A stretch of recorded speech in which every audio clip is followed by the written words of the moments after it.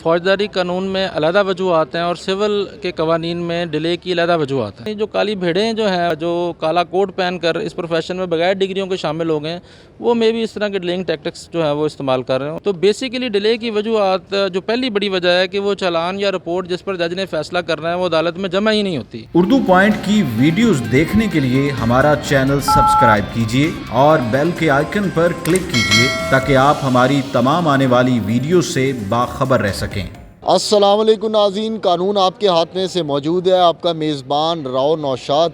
नाज़रीन, अब ये देखने में बहुत ज़्यादा आया है कि केसेस जो अदालतों में जो केसेस होते हैं वो बहुत ज़्यादा लंबी तारीखें डिले होते जाते हैं और लोगों को साल लग जाते हैं और उन केसेस को पाया तकमील तक पहुंचाने में उम्रें बीत जाती हैं, लोग इंतकाल कर जाते हैं। ये ऐसा क्यों हो रहा है सिस्टम में? आखिर वो कौन सी वजूहत है जो इनको प्रोसेस को तेज़ नहीं हो रही? ऐसे मज़ीद से सवालात के जवाब जानने के लिए मौजूद आज हमारे साथ ताहिर परवेज़ मलिक साहब, जो सीनियर एडवोकेट हाई कोर्ट है। आइए उनकी तरफ चलते हैं। अस्सलाम वालेकुम मलिक साहब। वालेकुम अस्सलाम भी, थैंक यू वेरी मच। अच्छा मलिक साहब, ये बताइएगा, मेरा पहला सवाल ये है कि ये आखिर क्या वजह है? देखने में आया कि केसेस जो हैं वो बहुत ज़्यादा तवालत का शिकार होते जाते हैं, लोग सिर्फ उम्रें नहीं बीतती, इंतकाल कर जाते हैं। पहली वजह आप क्या समझते हैं?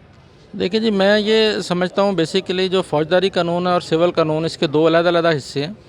फ़ौजदारी कानून में अलहदा वजूहात हैं और सिविल के कवानीन में डिले की अलहदा वजूहात हैं।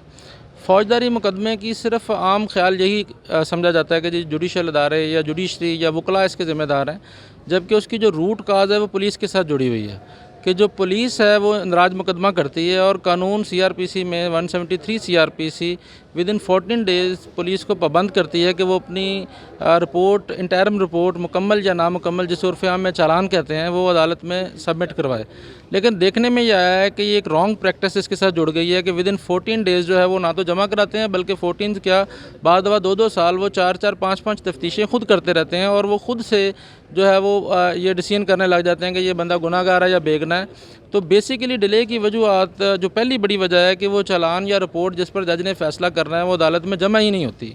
This is the basic and a big cause for the delay of justice जी। और अब अगर हम सेकंड बात करते हैं कि तो अवाम इसमें अवाम को पता ही नहीं है, अवाम के पास बेसिकली अवेयरनेस नहीं है। अब अवाम है, क्योंकि असल में आखिरी विक्टिम तो अवाम नहीं बनना है। जी जी। अवाम जो है इस हवाले से क्या कर सकती है कि कम से कम उनका प्रोसेस तेज़ चले? देखिए जी, अवाम सबसे पहले ये इस चीज़ को, बुनियादी बात को कम से कम समझ ले।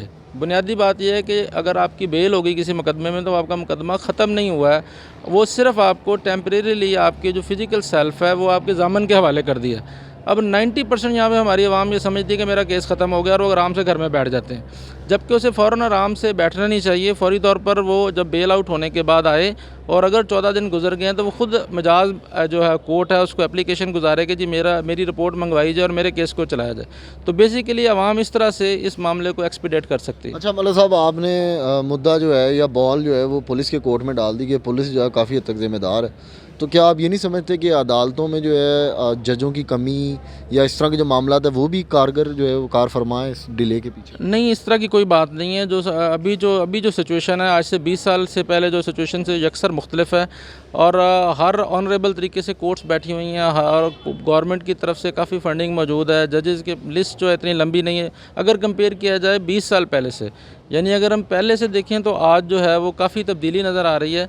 तो मैं समझता हूँ कि वो सफिशेंटली जज भी मौजूद हैं, वकला भी मौजूद हैं और इस मामले को हैंडल किया जा सकता है। लेकिन एक छोटी सी इसमें जो है वो कबाहत ये मौजूद है कि हर जो सेक्शन है PPC की या हर वो फेंस जो लिखा गया है उस फेंस के साथ ये अटैच नहीं किया गया शेड्यूल के अंदर कि इसको कितनी देर में फ़ैसला होना चाहिए।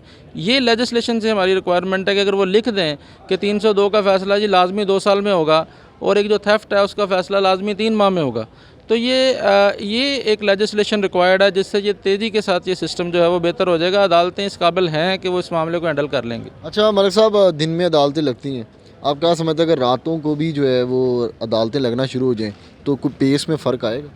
जी, मैं ये तो डेफिनेट सी बात है। ये मैं समझता हूँ कि ये पब्लिक के पैसे से ये बिल्डिंग्स बनी हुई हैं जो हमारे इर्द गिर्द नज़र आ रही हैं और जो पब्लिक सर्वेंट है उनको हमारी तनख्वाहों से पैसे दिए जाते हैं, उनको एक्स्ट्रा काम करने के लिए पैसे मिलने चाहिए। लेकिन मैं तो 24 आवर समझता हूँ कि जी ये सिस्टम को ऑन होना चाहिए। बहुत बड़ा लैक होना है हमारे पार्ट पे कि जिस दिन छुट्टी होती है उस दिन हमारी इंसाफ की भी छुट्टी होती है। सिर्फ वो काम किया जाता है जो इमरजेंसी नौयत का है, अगर अदरवाइज़ तो जुर्म जो है वो टाइम देख कर नहीं होता।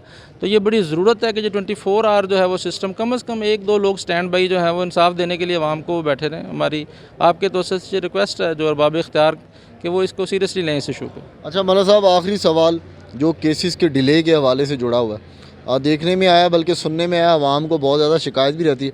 वो कहते हैं कि जो केसेस डिले होते हैं इनके पीछे वकील जो है ना वो उनकी कारीगरी होती है। वो चाहते हैं कि केस जितना लमकेगा उनको फ़ीसें जो है वो मिलती रहेंगी, केस लमकता जाएगा, वकील साहब की जो है जायदाद बढ़ती जाएगी। इस हवाले से आप क्या कहेंगे? लेकिन मैं ये कहूँगा कि तमाम वकील ऐसे नहीं सोचते हैं। कुछ ऐसे लोग हैं जो वकीलों की वर्दियाँ पहन के फिर रहे हैं और वो बड़े प्रोमिनेंट लोग बन के बैठे हुए हैं। अभी तक हम अपना मुहासबा नहीं कर पाए, अभी तक हम अपने सिस्टम को चेक नहीं कर पाए, अभी तक हम अपनी डिग्रियों को चेक नहीं कर पाए। अदरवाइज़ तो जो वकील है, एक्चुअल वकील है, उसके लिए तो ये कोई इशू नहीं है। उसके पास तो केसों का इतना रश है कि उसके एक के बाद दो, दो के बाद चार, वो ऐसा नहीं करते। लेकिन ये जो काली भेड़ें जो हैं वो जो काला कोट पहन कर इस प्रोफेशन में बगैर डिग्रियों के शामिल हो गए हैं, वो मे भी इस तरह के डिलेइंग टैक्टिक्स जो है वो इस्तेमाल कर रहे हो। मेरे ख्याल में जो एक्चुअल वकला हैं वो इस चीज़ के ज़िम्मेदार नहीं है।